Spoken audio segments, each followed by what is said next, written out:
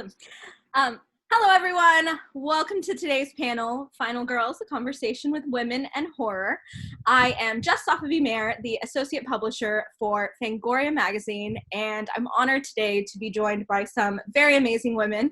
We have director Chelsea Stardust, director Jill Gevargizian, and then we have Heidi Hunnicutt, who is a founding member and programmer of Etheria Film Festival and also part of the Horror Collective distribution. Thank you, ladies, so much for being here today. Thank you for having me and them. Yeah, thank you. Yes, thank you. So I just kind of want to start off and go around the Zoom, and if each one of you could just introduce yourselves and tell everyone a little bit about you. Who's starting? Who wants to start? Sure. I'm Chelsea Stardust, and I am a director and a writer. And most recently, I have done 2 feature films that I've directed that both came out last year, so 2019. All That We Destroy, which was part of Blumhouse's Into the Dark series on Hulu, and also Satanic Panic, which was with Fangoria. And right now I'm casting my next feature, so things are still moving slowly but surely. But I live and breathe horror, and I live and breathe Halloween. So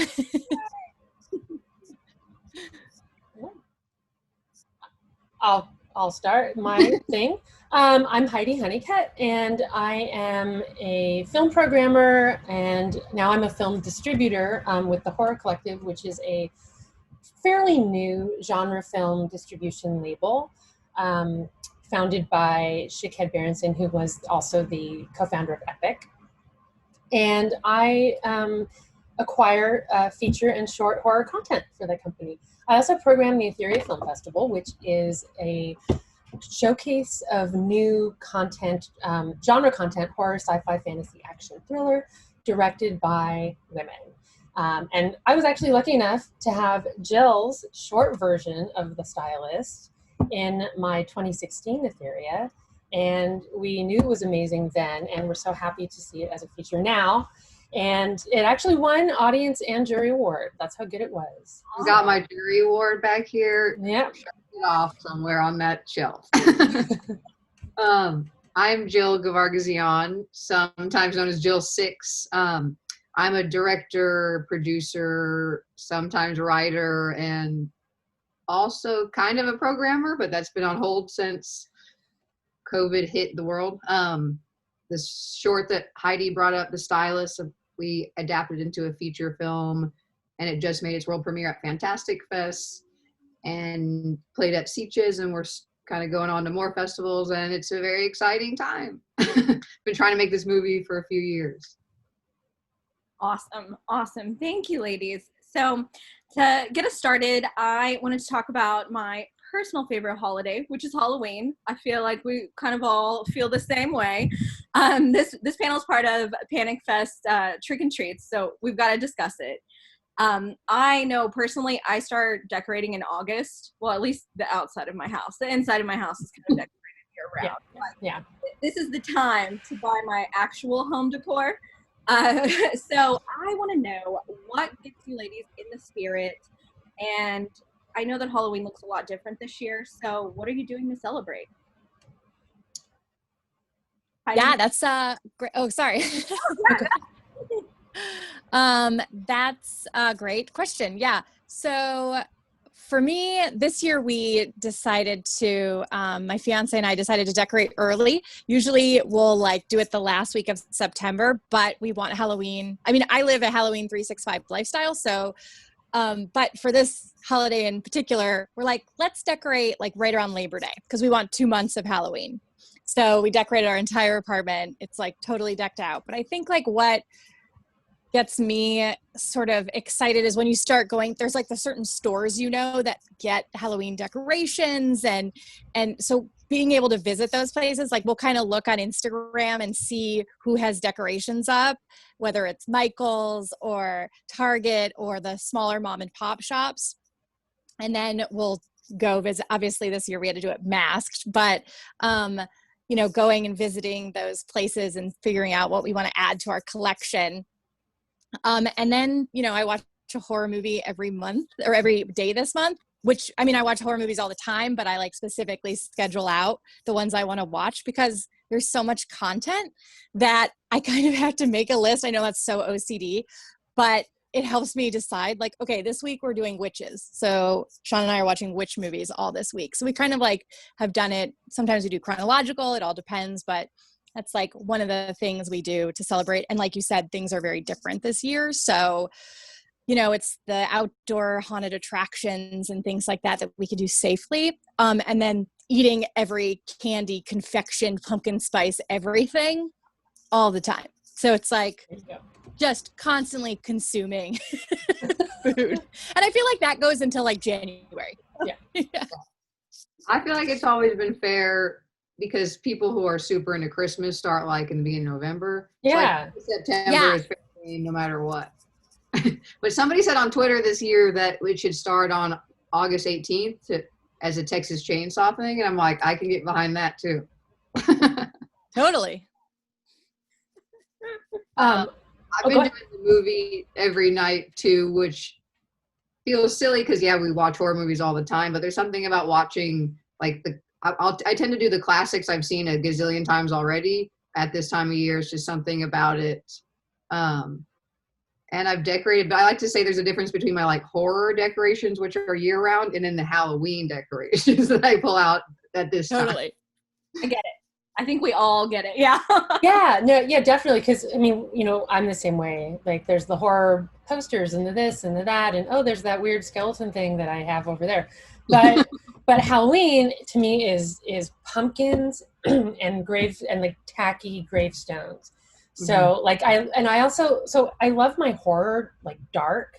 Like I like beauty in horror, but I love gore. I love a good gore fest. I love people dying. I love all that.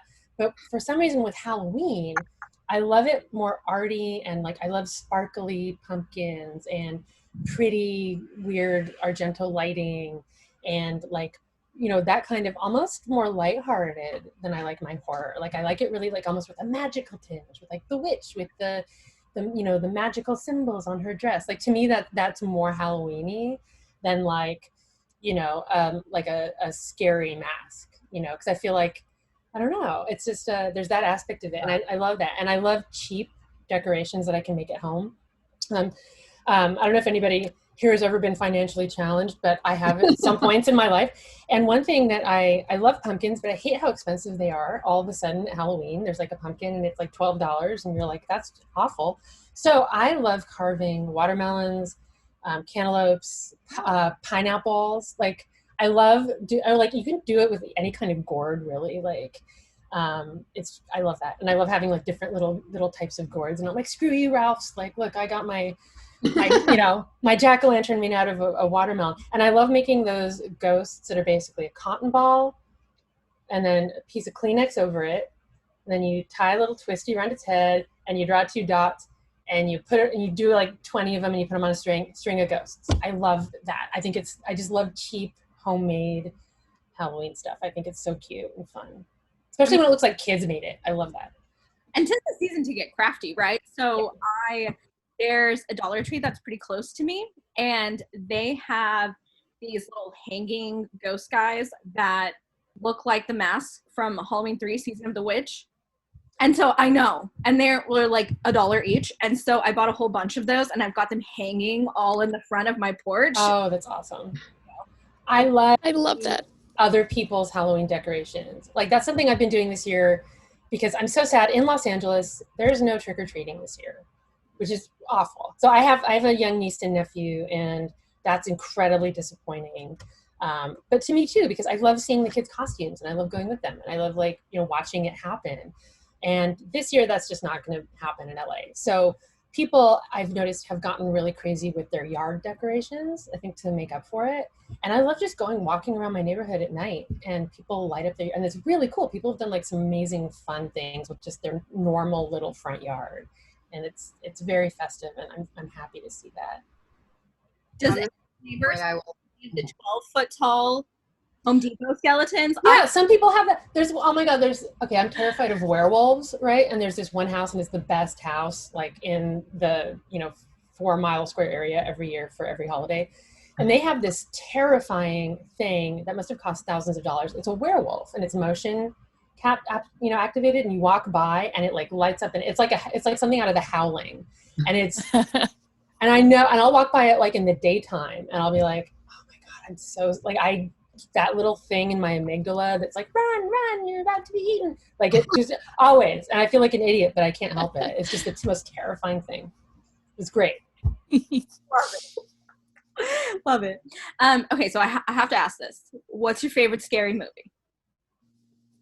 I know it's a hard one. Oh, man. It could be recently, it could be a classic, whatever. I think the one I always say is, because it's just always the one I go to and that I've written the most about probably, is Night of the Living Dead, the George Romero Night of the Living Dead. That movie, I saw it when I was 10. That movie is the movie that made me want to be a director, that made me want to make horror, that made me really connect with horror. And, I had to work up to that movie. Like, I had a lot of gateway horror, but my parents let me work my way up to that. And I guess 10 is still kind of young to see that, but that is the movie that I always revisit, that I've written the most things about, that I've talked about the most. I have tons of like Night of the Living Dead dresses and shirts, and I have the soundtrack on vinyl, and it actually still creeps me out and still scares me. No matter how many times I've seen it, I can't watch it alone, I'll say. Love it. Mine is for sure the original Texas Chainsaw Massacre. I've got it all over my all over my body. Huge fan. The Saws family. Yes, the Saws family. I've got that tattooed on me too. I just love Leatherface. He's such a sweet little innocent man. He's just a big baby. Yeah. I love him. I love that movie. So that's a close second for me. It's so good. It's a really, really good film. I mean, there's some really great cinema in horror. Like The Shining is like, nobody can, say anything other than it's a magnificently made film, even if they don't like the content.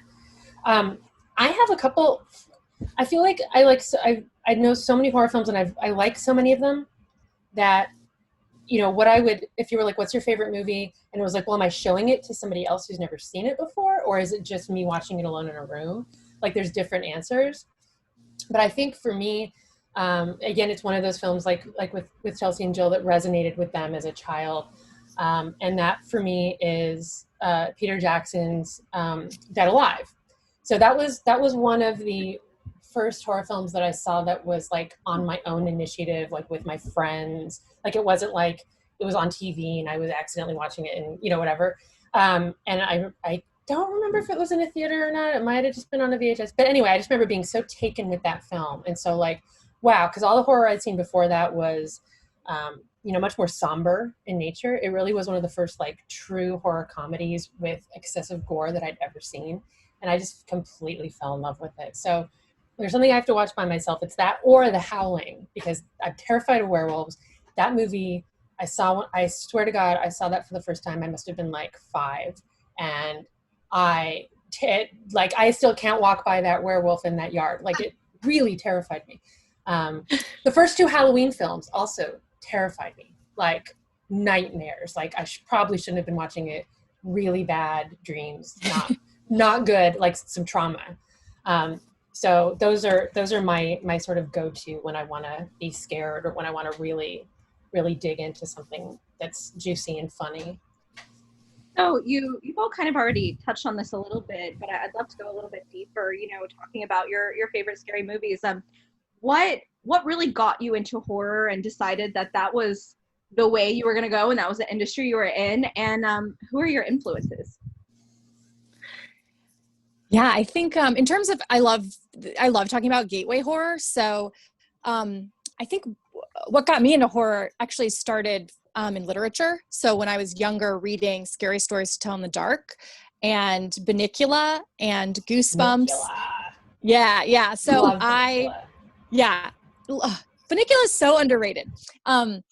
Anyways, but reading those and then sort of, seeing the cartoons when I was younger during Halloween. So like Witch Hazel and It's a Great Pumpkin, Charlie Brown, Legend of Sleepy Hollow, like those, which I really connected with and loved. And then it just kind of graduated from there. But Halloween was a really big deal in my family. I'm an only child. I couldn't trick or treat because I lived in a very rural part of the Midwest. So I've never trick or treated in my life. I know it's crazy. It's wild. But so, you know, my parents made sure Halloween was like a very magical time for me. And instead of trick or treating, it would be the Great Pumpkin would come to visit me. So on Halloween night, we grew up, we had a garden, so we grew a pumpkin patch. And so I'd go down at midnight and there would be jack-o'-lanterns lighting the way to the garden, to the pumpkin patch. And then there'd be like toys and candy and all that stuff. I love that. So the joys of being like an only child in the middle of nowhere with very artistic parents that wanted to still make Halloween magical and special for, you know, their kid who couldn't trick or treat. So all of that, and we always had huge Halloween parties when I was growing up. So that's something. So I just always connected with that. And horror was just like part of that, and Universal monsters and things like that. And influences, there's so, oh my God, there's just so many, and it's constantly changing things I watch and, you know, but it all stemmed from like, you know, Dracula, Bela Lugosi's Dracula, and like, okay, this is how you do atmosphere. It's like taking those pieces and parts. Halloween, this is how you execute score, and crafting scares and things like that. So that list is like very long. Also something like Near Dark, like watching what Catherine Bigelow does. So here's what you can do, amazing things you could do with character. And so it's taking like all these pieces and parts from all these movies that I loved and grew up loving, and then later down the road applying them to, or paying homage to them in my own work too. Sorry, long-winded answer to your question. Great. Big question. I also read the scary stories. I feel like we all did in this generation.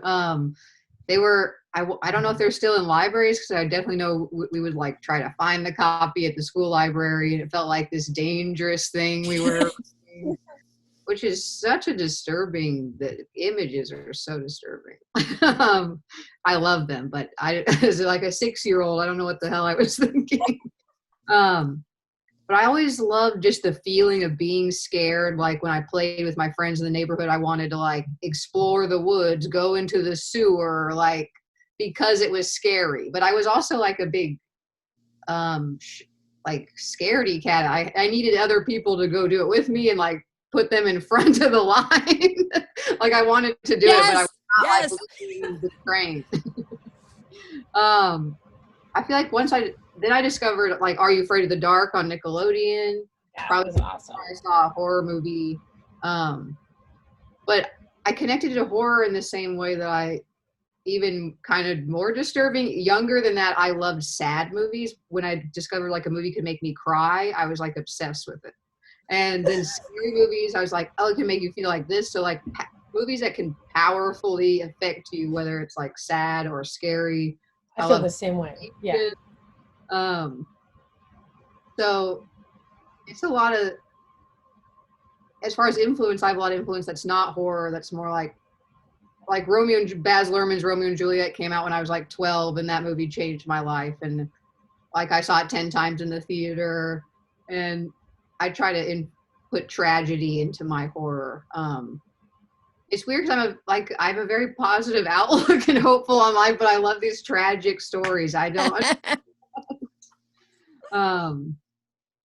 Now I just don't know where I am on those answers. Take it away, Heidi. Okay. No, I love sad things too. And like I don't know if you're into Gothic romances or not, but I love that kind of old fashioned, like sitting in the tea room, you know, like I dare say like Lucy's lost her moonstone. Have you know what I mean? And like that kind of shit. Like I love those old, like 19th century and anything 19th century novel in which like there's like an unhappily married woman who dies at the end. Like love that, favorite genre. But when I was a kid, I got stuck in front of the television a lot because growing up in LA, you cannot do anything as a kid. I mean, maybe, I don't know if it's different now, but back when I was a kid, it was, you're not really allowed outside because someone will shoot you or kidnap you or run you over.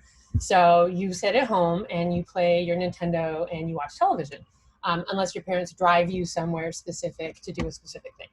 So I was plopped in front of the television with my sister, and some of the stuff they put on television back in like the early 80s was I would never see it on like channel 11 now. Like accidentally not cut versions of The Shining, but Halloween, I saw it on TV for the first time. It was just on.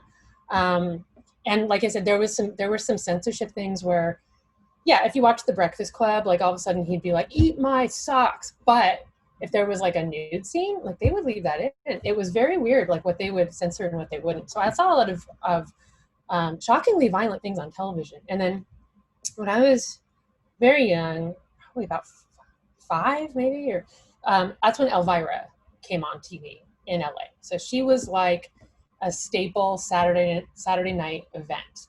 And I don't remember what channel it was. Probably 11? I don't know. But it was an event. It was like in my house, my sister and I would like get ready and watch Elvira. And it was like we glued to the old television with the little clicky channels. And she was just the most fascinating, interesting character to me. And I saw pretty much all the Hammer films, or whatever Hammer I was first exposed to was through Elvira. And I loved the fact that these movies all had these intimidating, terrifying men, you know, and they had these beautiful, sexy women, but then they would smash on the screen would switch on to Elvira, and she would like make fun of all of them. She was just like, she wasn't scared of Christopher Lee. She wasn't scared of the vampire. She was like, oh, he's got bad breath or whatever. And I was like, oh my God, she's funny and she's sexy and she's like the monster. Like she's the monster. Like she's not like the one who's scared of the monsters. It's like she's the scary vampire woman who's making fun of the victims. And I thought that was the coolest thing I'd ever seen in my life. And I've always adored her character. You know, so many people have gotten to meet her as a fan in their life. I had too, but it was certainly one of the most meaningful fan events for me ever to get to meet her and tell her how much this character really meant to me.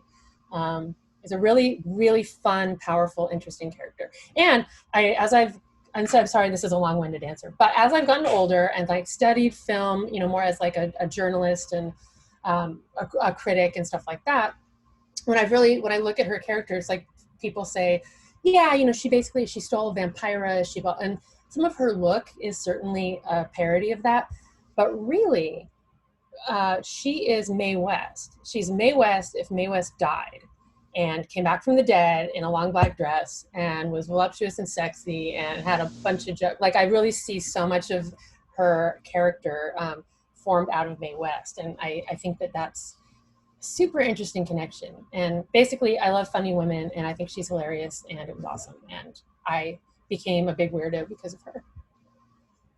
Sorry, that was a very long answer. Influence. So this panel is, you know, with you women and focused on how women are really taking charge in horror right now. I mean, recently, especially the past, you know, year and a half, we've seen a great impact by women in horror. Nia DaCosta's taking on Candyman. We have Bree Grant with 12-Hour Shift, Natalie Erica James's Relic, and yourselves as well. And there's just so many women right now who are really sinking their teeth and making a splash in the space. How do you think women have impacted horror recently, and what do you think is to come? Oh, I love that question. I think women approach horror differently in general because, like, personally, horror is something that you're like born to have to live with every day in your life. Not to get like serious about it, but you learn how to navigate horrors that, like, you know, being scared to walk outside at night or during the day. So, because it's just always around you. And so I think you grow up learning how to navigate that. So women are applying something different to horror, I think, than majority of men directing. And also, like, women have a relationship with blood that men will never understand as well. So there's like multiple layers to it. And I think, I mean, women have always been present in horror, whether it's on screen or behind the screen, but I think now we're finally getting to a place where it's like, oh, maybe we should A, recognize this, and B, start giving women more opportunities because, oh, they can tell damn good stories and are really fucking talented. And so we should continue to give them the opportunities that, you know, and granted, like, I know there's that dream world of like, oh, I want to be hired because of my directing skills, not just because of the gender I was born into. So, but we're just not there yet. I think we will be eventually. But you know, that's like the dream.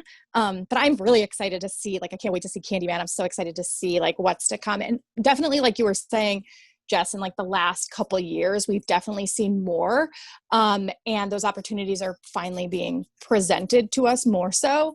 And it's just so exciting to see, especially like within my circle of female friends, what people are making. Like you cited Bria, like what her 12-Hour Shift is amazing. Jill's new movie is amazing. Natasha Kermani's movie, like there's so many. Axel Carolyn just directed episode of Bly Manor. And, you know, so it's so great to see everyone kind of getting more opportunities, taking the next step. And I'm so excited to see what's to come. Yeah, I feel like you can feel a change, like you said, with all the films you've listed. This year, I feel like I keep track of all the films I watched for the first time, and more than ever have been directed by women. And it's not me just only trying to seek that out. It seems more natural. Also, like Amulet is another great new horror film, and I'm so bad I do not know the director's name. But yeah, I just feel this change, and it's kind of a weird catch-22, like Chelsea brought up. We highlight it, and sometimes that can make it feel like separated still, but we kind of have to go further to even things up, because it's still there's so many people who can't name probably one female director unless they're, you know, deep into this world like we are. But I just try, like on my own projects, just to also bring in lots of women behind the camera, because it can just so easily be like one type of person if you don't put effort into making it all different kinds of people. So yeah.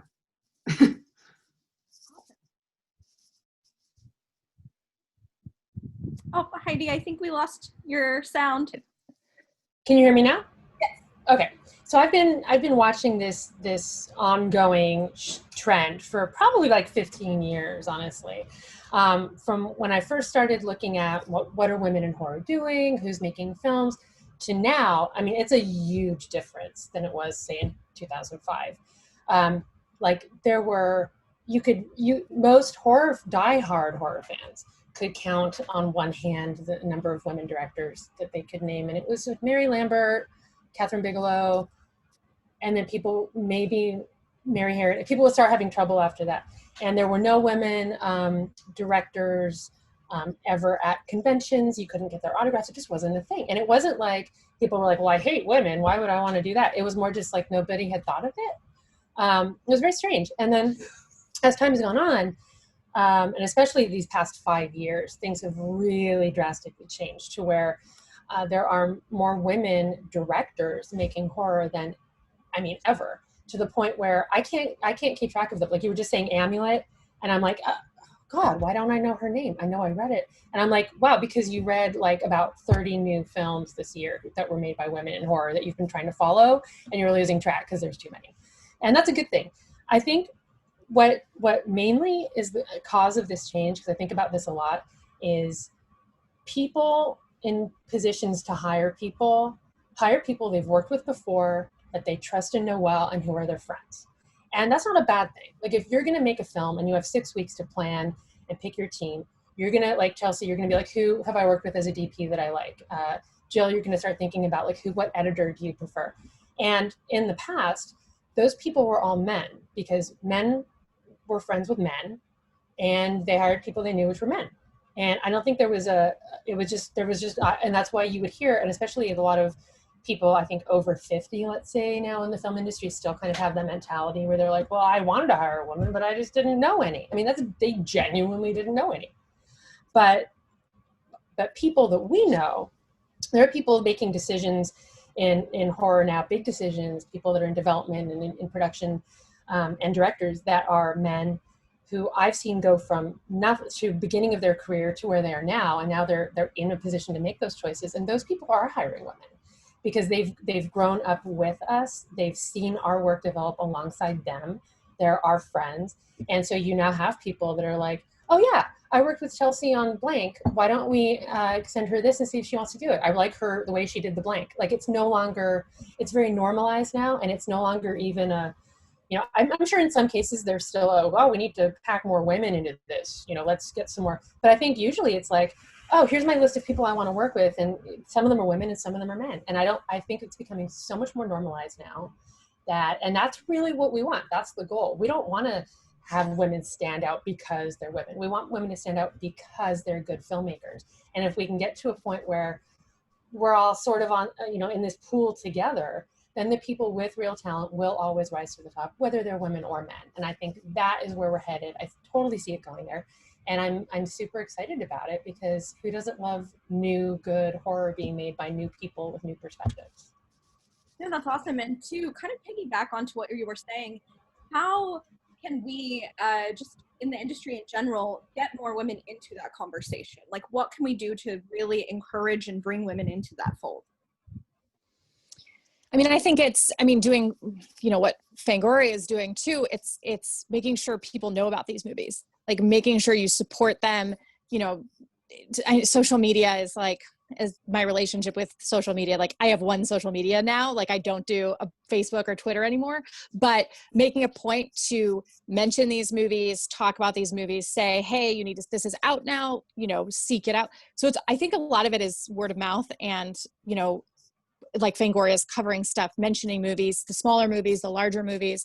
Because a lot of people just don't know, you know, it's on our radar all the time because we're in the industry, but to help get the word out there for maybe, you know, someone in the Midwest who's a big fan of, you know, witch movies or whatever, and saying, you need to see this movie that just came out or whatever it is.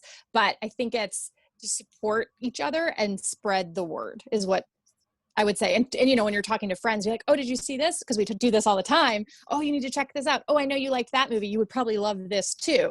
So that's how I would kind of go about it. So what advice do you have for women that are just starting out in the industry and really want to take that dive and get involved? I'll give my advice. So I'm not a filmmaker, so I'm coming at this, you know, sort of from more of like I'm sitting back and I'm viewing the whole thing. I think that people going into the film industry, my advice for men and women would be the same in that I would say it's really hard.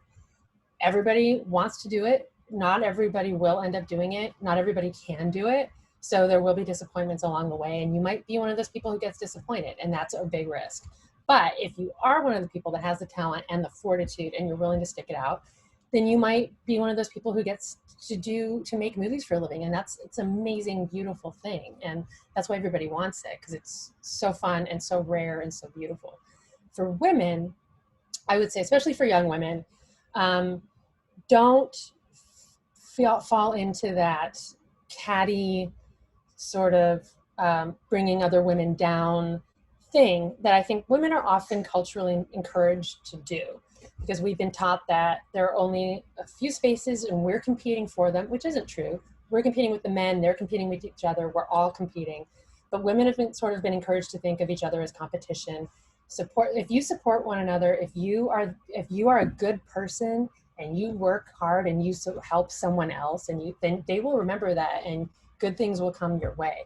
If you're a person who tears people down and tries to sabotage people, or you know, you don't know someone but you're talking badly about them because you're jealous or something, you're never going to get anywhere, because who wants to work with a person like that? Just be a good person. I think that's really what it comes to. Don't be an asshole. You're an asshole. Eventually, you will get taken down, or somebody will decide not to work with you, because nobody likes assholes, men or women. Yeah, I mean, going off of exactly what Heidi said, there's a saying I love called "It's chaos, be kind."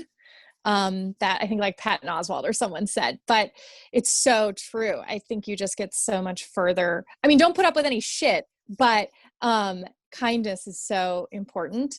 And also, like, to also add on to what Heidi said, this industry is so difficult.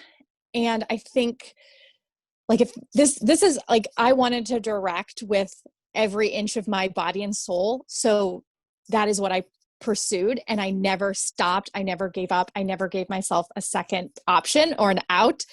And it took me 10 years. It took 10 years to get my first movie made. So I was assisting other people, mostly men, for 10 years of my fucking life here in Los Angeles until I got my first movie. And then I ended up getting 2 movies in a year. So it was like when it rains, it pours. And that's like a total, does not happen, but it was just a happy coincidence. But I also just worked my ass off for those 10 years, and I just didn't stop. And there were times when I did want to stop, and I had, like, you know, really difficult things happen. But I just kept pushing forward. That being said, you're like, yeah, I'm not sure if I want to do this. Don't. Your happiness is too valuable. Pursue whatever that happiness is, because you want to make the suffering worth it. Make suffering for the art worth it. And if you're like, I don't know if that's for me, that's okay. Tons of other things to do. Follow your bliss, whatever that may be. And, you know, it's just, it's so hard. And I think a lot of people don't realize that. But also keep in mind that there's like 100 different jobs you could do. Like, anytime I see a female grip or gaffer or whatever it may be, I get really excited. Or stunt person, you know, special effects, anything like that. That excites me, because I was like, oh my God, there's more. Because like we were saying, not everyone knows that they exist. So seeing more out there really makes me excited, because I'm like, these are women I could collaborate with. So remember that it's not just, I think a lot of people think writer, director, producer. There's so many amazing jobs out there that I want more women to be doing. So keep, you know, figure out what you might be your niche and go for it. How can I top all of this? It's all kind of connected. I feel like what Heidi said, honestly, like disappointment and like failure in this world is like a guarantee. Like, even how successful something you make is, just even in, say, like the film festival submission world, you're going to get rejected from a slew of you're not going to get into everywhere you go. Like that, like rejection and disappointment is just like something you just need to like move past kind of immediately. And I feel like this world naturally kind of let's go to the people who don't care enough about it. Like, are you going to still do it no matter if you are making money or whatever? Because it's going to like take so long to get to that point that you'll stop before then if it's like not what you absolutely have to do. But yeah, a lot of it, I think when you first look at it, it seems so big when you realize like these things take a huge team of people. It's like so many different things. And it's just kind of taking it step by step. Well, thank you all for that advice. That's some really good advice, because this world is so intimidating to navigate, that's for sure. So 2020's been a mess, right? Like, I think we can all agree that 2020's been a mess, but I want to take this chance to celebrate. So what is something that you're able to celebrate this year amongst all the chaos? Bill, you want to start? Mine is too obvious, maybe, but my feature film, finally, we shot it this year and putting it out. It's at festivals right now, The Stylist. It's so good. It is. It's really beautiful. The short was beautiful, and this is exactly what I thought it would be, which is a longer, slightly even better, more beautiful version of the short. So, yeah. Thank you. Yeah. Chelsea? I got engaged, so that's right. I forgot that. That makes 2020 not as shitty. So I got engaged, friends got married, people had babies. So there were like some positive things. And I don't think Halloween is canceled. Halloween will always carry on. So I'm excited for October. But yeah, the engagement was a big surprise. So I needed that this year. So it was great. It's beautiful. And her fiance is a pretty awesome artist himself. So that's pretty cool. Well, I thought that it was going to be a terrible year for Etheria because we had to cancel our live event, and it's a live event. What are you gonna do? And then the weirdest thing happened was I just kind of put this collaboration with Shudder together, where they showed the Etheria 2020 films, which was fantastic because we had no other way of showing them, and it reached way more people than our live event ever could have. So I'm really happy about that. That was really exciting and nice. And when other people in the same industry support you, or put their name behind what you're doing, because they believe in you, and not like in terms of money or anything, but just because they think it's the right thing to do, or it's the best feeling in the world. And it's validation from your friends, which I think is all I've ever wanted since 6th grade. It's just validation from my friends. Oh, and I got a kitty cat. You can't see him. Wait. Kitty. He's sleeping. But he's my new love, and we're engaged. And someday it will be legal. And yes, I don't have any children. So there you go. Those are all super wonderful things. Okay, so what's next? What do you all have coming down the pipeline? What are you working on? This is your time to plug the things right now. I'm casting a movie right now that we're hoping to shoot next year, depending on what happens. I would say it is a dark comedy with some horror elements in it, but I'm so excited about it. And then to plug something kind of spooky, my fiance just released an album called The Revenge of the Killer Sounds of Halloween. And I'm on it, not singing, but doing a little Elvira Vampira inspired Nice. piece in it. So you can find that over on Bandcamp, or just look on my Instagram, at Chelsea Stardust. You'll see stuff on there. But that was really fun to be a part of that.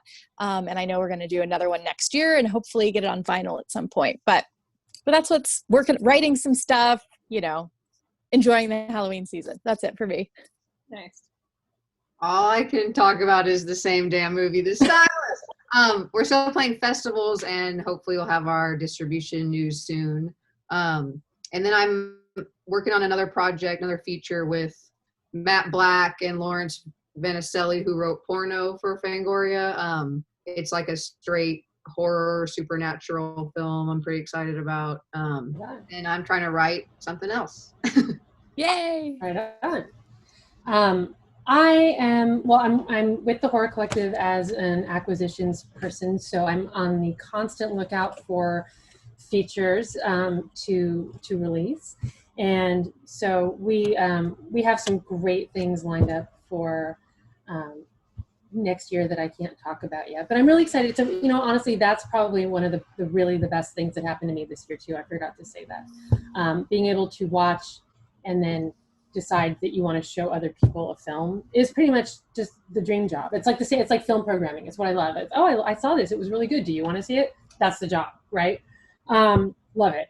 And right now, I have actually released some past Etheria short films in a series called Etheria on Amazon. So right now, Etheria season 1 and season 2 are both out on Amazon. And it's a combination of films that played in the actual festival and some films that we showed on our horror tour. So it's a really eclectic mix of, action, horror, some thrillers, some science fiction, all directed by women, and they're all magnificent films. And we do have more seasons planned all the way up through season 6 at this point. So we'll be releasing season 3 at some point very soon. We're going to announce that. But for now, you can go watch seasons 1 and 2 on Amazon and enjoy them. Awesome. Well, thank you, ladies, so much. I really enjoyed chatting with you all today. And thank you to everyone watching, and happy Halloween. And if you haven't already, subscribe to Fangoria, fangoria.com. Yes. Thank you all. Yes. Oh, wait a minute. We forgot Thank to say how awesome it is that there's a resurgence of Fangoria and that it will not be lost to the fans, and how exciting that is. And Jessica, thank you. I mean, how awesome to be a part of that, and that it means so much to probably everybody watching, myself, everybody in the panel. So thank you guys for bringing it back, and we can't wait to see what you do with it. We have some really amazing things lined up. I can't say everything. We launched our podcast network again, so there was a rebirth of that. The magazine is doing well, and there's just so many things coming up in the pipeline. I personally am just so excited to be able to continue with the brand and just really build it back up to where it needs to be and just be awesome with it. So it's a great team. And so thank you, Heidi. Thank you all. Yeah. And thank you to the audience who's going to watch this. You guys are awesome. Yes. Thank you. Yeah. And Screenland Armor. What's up? Yeah. Thank you. Happy Halloween. Happy Halloween, everybody.